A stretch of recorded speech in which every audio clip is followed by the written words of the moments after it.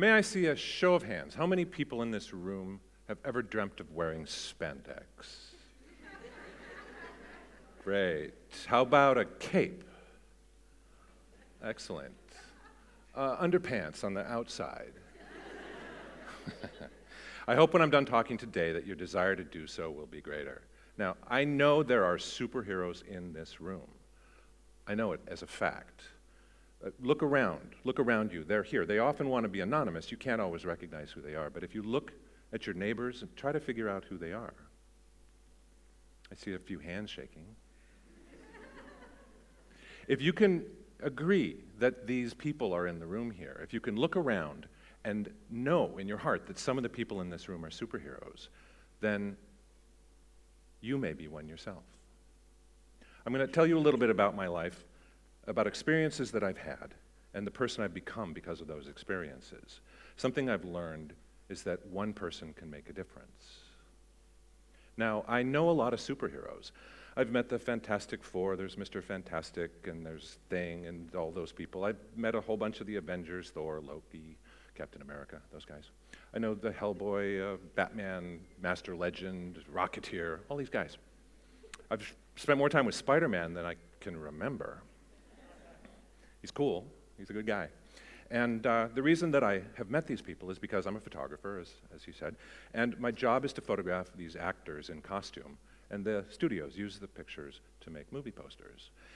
It's a great, great gig. I get to go all over the world. I meet and work with some incredibly talented people, and when I drive down Sunset Boulevard, I get to see my pictures painted on buildings and on billboards. So it's great, right?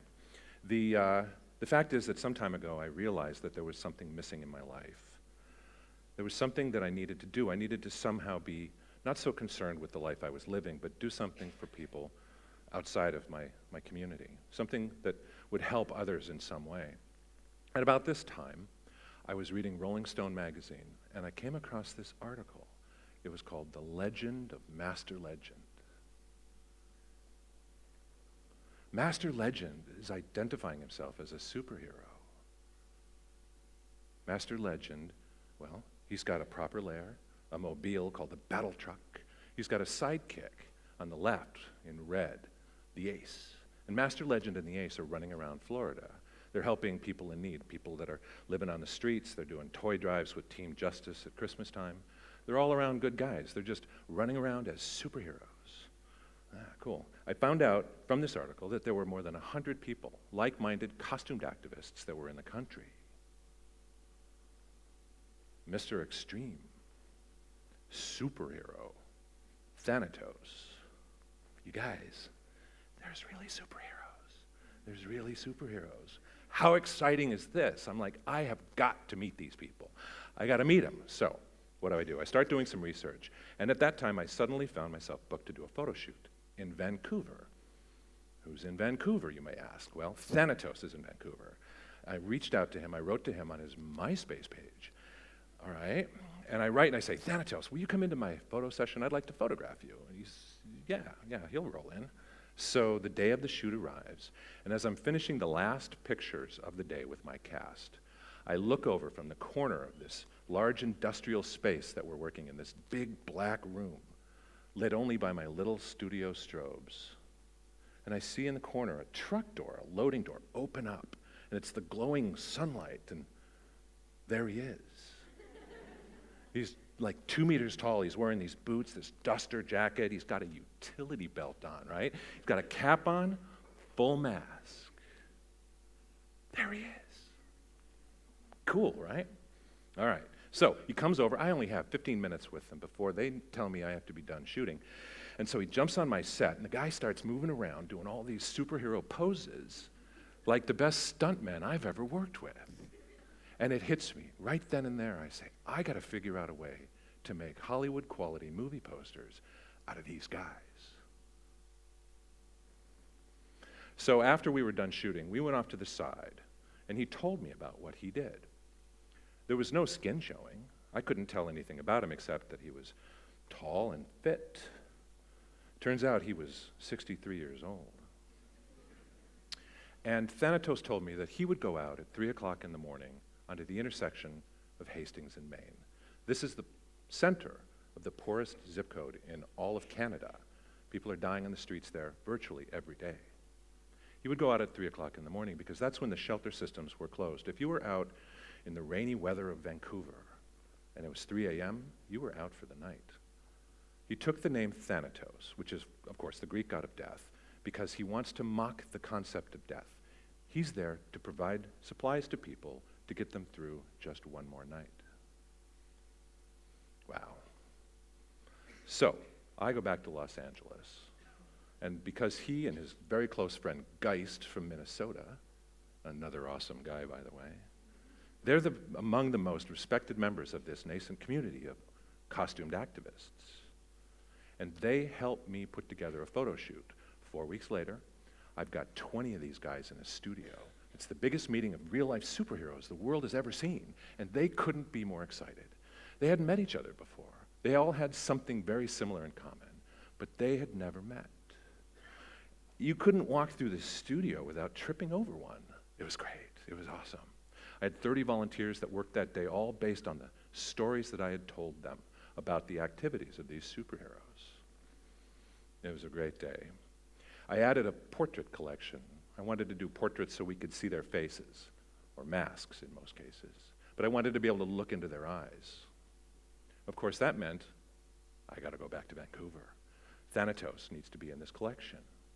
So, fortunately, we go to Vancouver a lot, and I found myself going up there, and Thanatos came in. I got his portrait. I got his wife, too, Lady Catacomb. She is such a joy. This woman is amazing. After this photo session, we stepped aside again. He told me he had a story to tell me. He said, I met a woman under a bridge. Her name was Rose. And she said to me that she had been homeless since she was 15 years old. Rose was 80.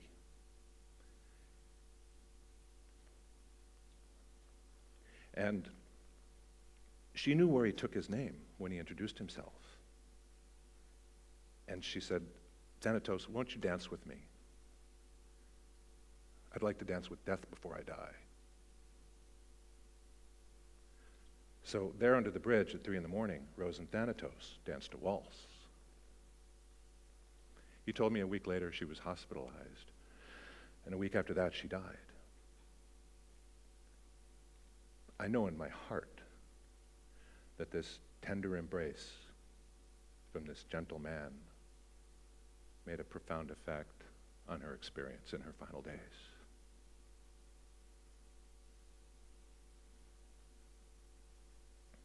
He handed me a card. He said, I give this to the people I meet on the streets.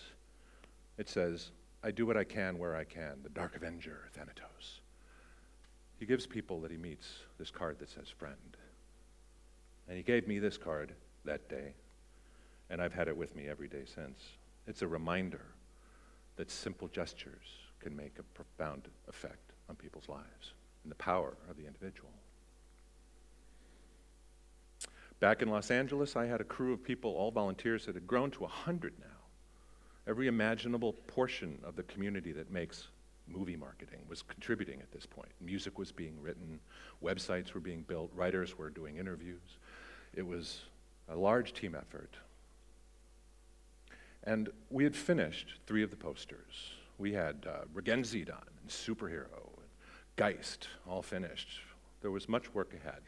But as I came back, I realized I needed to understand why these people would do this. Why are they going out? Instead of spending time with friends, family, or just sitting there watching the television, why go out? Well, I started talking, and I heard a very common theme in why they would do what they do. Kitty Genovese. I heard that name over and over again, and I'm sure most of you have heard her name. In 1964, Kitty Genovese was coming home from a late shift, working as a manager at a bar. She was attacked. She was stabbed twice. A man across the street opened his window and said, "Hey, leave that girl alone." And then he shut his window. The assailant ran off. He was captured, and he said that he didn't think the guy that had opened his window, was going to do anything. And that's why he was able to come back, and he found her, and he murdered her. There were reports of 38 people that heard her cry for help, and nobody did anything. It became known as the bystander effect. I don't want to get involved. It's not my problem. Someone else will fix it. There's a story of a man that died in 2010. His name is Hugo. Hugo Alfredo Tailliax. This story is very similar. Early one morning, he was walking and he witnessed a woman being attacked by a man with a knife, and he ran to her aid. The woman ran off. The assailant went the other way, but before he did, he stabbed Hugo. Hugo stumbled a few feet, and he fell to the ground in view of a video camera, a security camera from a local store. You can watch this. It's available on YouTube. And you'll see more than an hour and more than 20 people pass him by. Only one person did something. He took a picture with his cell phone. The coroner's report said Hugo died of non-life-threatening wounds. So you can witness this yourself. This is the bystander effect.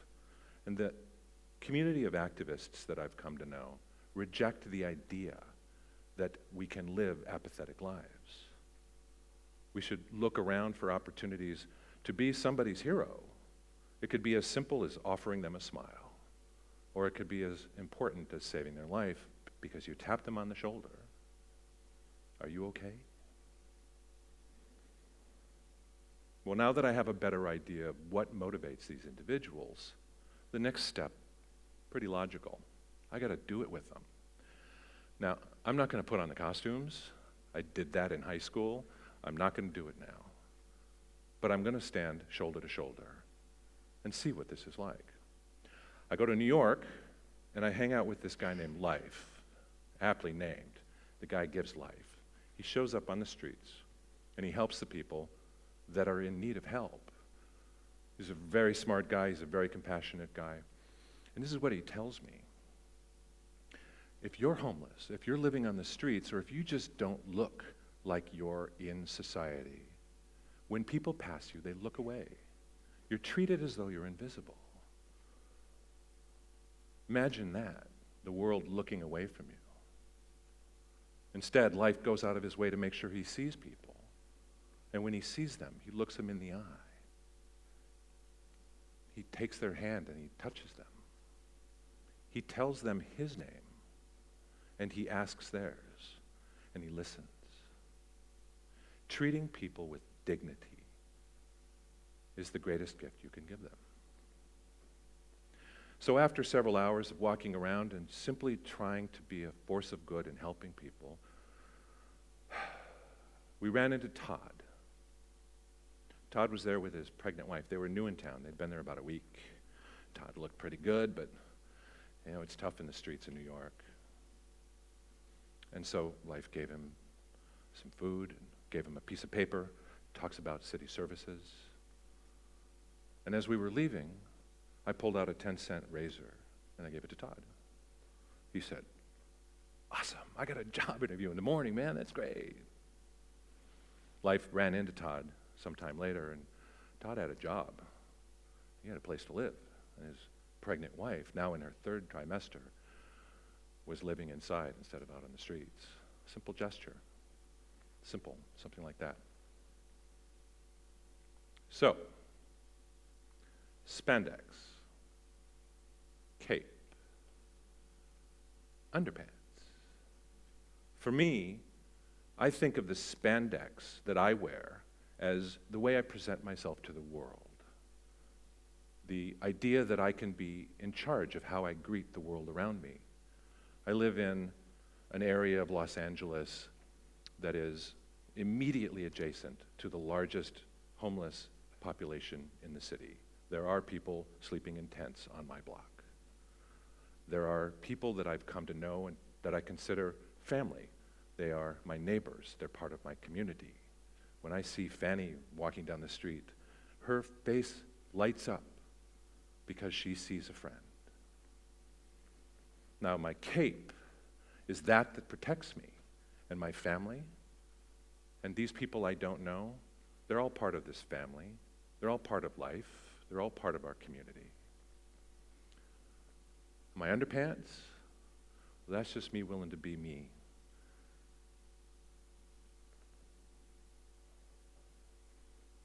I hope you all celebrate your underpants. I hope you all put on your spandex in one way or another. And my friends, the real-life superheroes, well, they wear spandex, so you don't have to.